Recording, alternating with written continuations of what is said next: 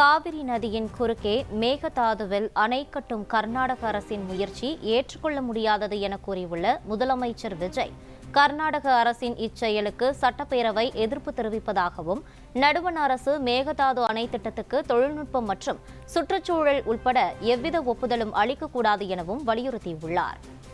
நீராதாரம் தான் நம்மோட மிக முக்கியமான அடிப்படையான வாழ்வாதாரத்தில் ஒன்று.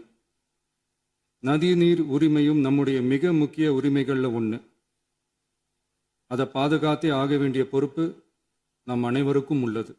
கட்சி வேறுபாடுகளை ஒதுக்கி வைத்துவிட்டு யாரும் யாரையும் குறை சொல்லாமல் ஒட்டுமொத்த தமிழ்நாட்டிற்காக நாம் அனைவரும் ஓரணியில் நிற்பவர்கள் என்பதை நிரூபிக்க வேண்டுமாறு அனைத்து சட்டமன்ற கட்சிகளின் அனைத்து உறுப்பினர்களையும் கேட்டுக்கொள்கிறோம். காவிரி நடுவர் மன்றம்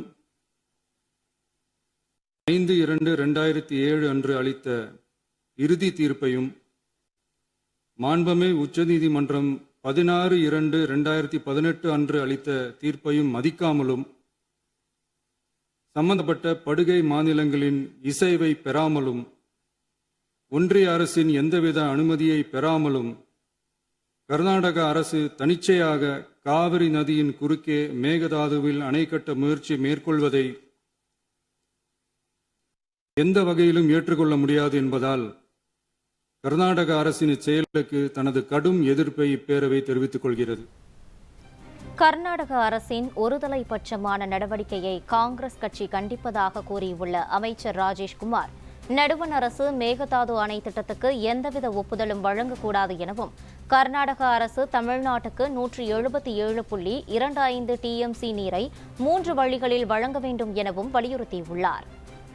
மாண்புமிகு தமிழ்நாடு முதல்வர் அவர்கள் முன்மொழிந்துள்ள அரசினர் தனி தீர்மானத்தை காங்கிரஸ் கட்சியின் சார்பில் முழு மனதோடு ஆதரிக்கிறோம். காவிரி என்பது ஒரு நதி மட்டுமல்ல, தமிழ்நாட்டு விவசாயிகளின் உயிர் நாடி. காவிரி நீரை நம்பித்தான் லட்சக்கணக்கான விவசாயிகளின் வாழ்க்கையும் விவசாயமும் இயங்கி வருகிறது. தமிழகத்தின் ஒப்புதல் இல்லாமல் கர்நாடக அரசு மேகதாதுவில் அணை கட்ட முயற்சிப்பது கண்டிக்கத்தக்கது. இது சட்டத்திற்கு எதிரானது மட்டுமல்ல, தமிழக மக்களின் உரிமையை பறிக்கும் செயலாகும்.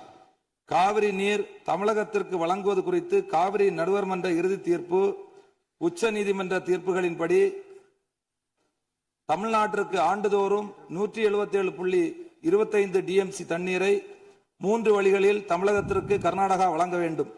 தமிழகத்தின் உரிமையை நிலைநாட்டவும் விவசாயிகளின் நலனை பாதுகாக்கவும் மாண்புமிகு தமிழக முதல்வர் தலைமையிலான அரசு எடுத்து வரும் அனைத்து நடவடிக்கைகளுக்கும் இந்திய தேசிய காங்கிரஸ் தனது முழு ஆதரவையும் தெரிவித்துக் கொண்டு முன்மொழிந்த தீர்மானத்தை ஆதரித்து அமர்கிறேன்.